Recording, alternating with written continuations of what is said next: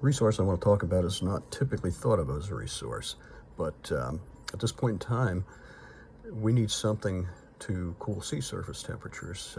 We're getting too much evaporation, which is causing these atmospheric rivers, which was all predicted a number of years ago. And the resource that could cool the oceans, we could actually cool the earth with this resource that we're wasting. That resource is called air, the frigid winter air. Now, we may think, well, okay, it's blowing across the oceans, it's cooling the oceans, but the warm, say the warm water is that deep, the cold air is coming down on top, it's only getting about that deep. Where if we use what's known as aeration, which if you've ever been to an aquarium, seen the sharks swimming around, gone through and seen all these other species of tube worms and things that live on the floor,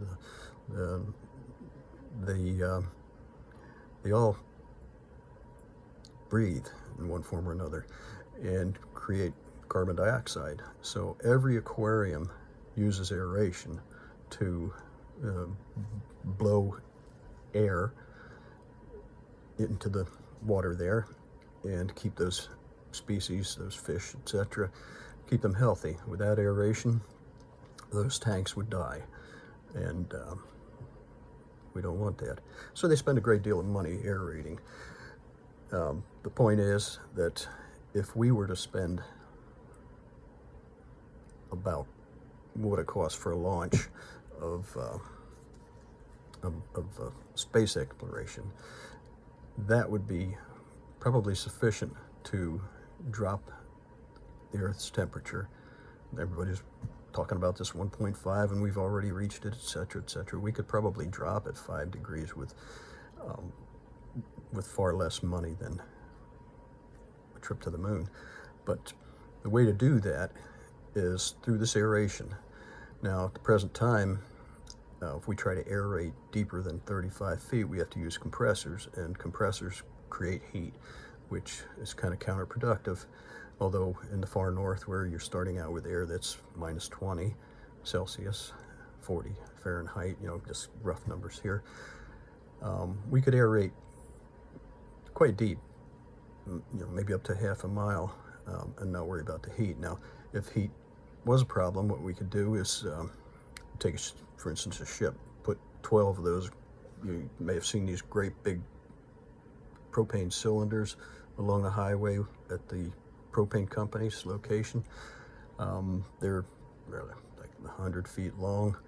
Put a dozen of them on a ship, you run your compressor into one after another and build their pressure up to, say, I think they could be made to handle easily 1,000 pounds. Scuba tanks hold 3,000 pounds pressure, but while one is blowing the cold air out, the others are out in the atmosphere, out in that air that's 20 degrees below zero, and whatever heat that was produced by the compressor would be dissipating, and that cold air would be dominating what's inside that tank.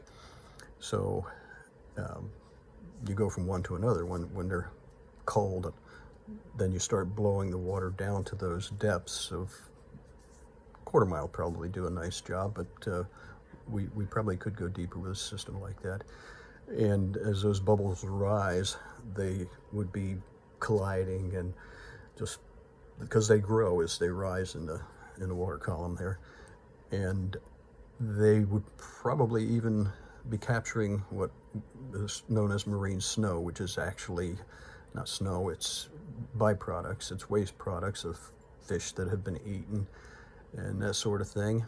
And they a lot of times settle on the ocean floor and don't really do much good. They might nourish some strange creatures down there, but if they were captured by the bubbles and brought to the surface, the sun would hit them and feed algae, and algae captures carbon, then some smaller creature eats that, and on up the food chain. And we're, you get the picture, we're continuing this, bringing that waste product back up, growing algae with it, capturing carbon, and creating a more abundant seafood supply.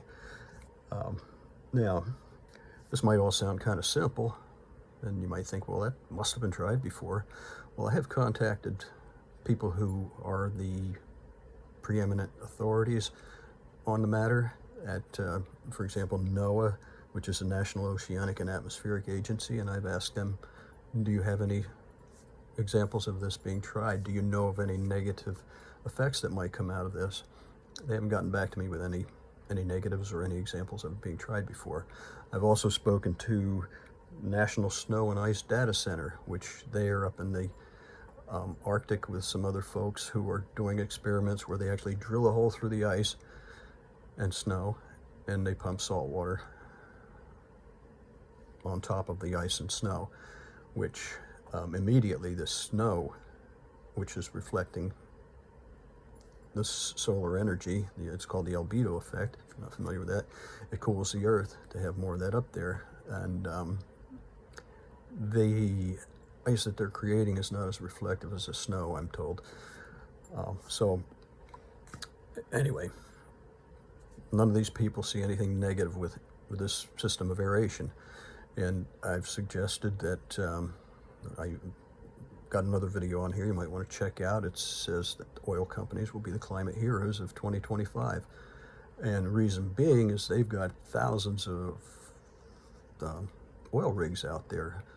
In Gulf of Mexico, they've got hundreds there that we could attach aeration. We've got aeration blowers that they'll go 35 feet deep without creating heat, or very little heat anyway.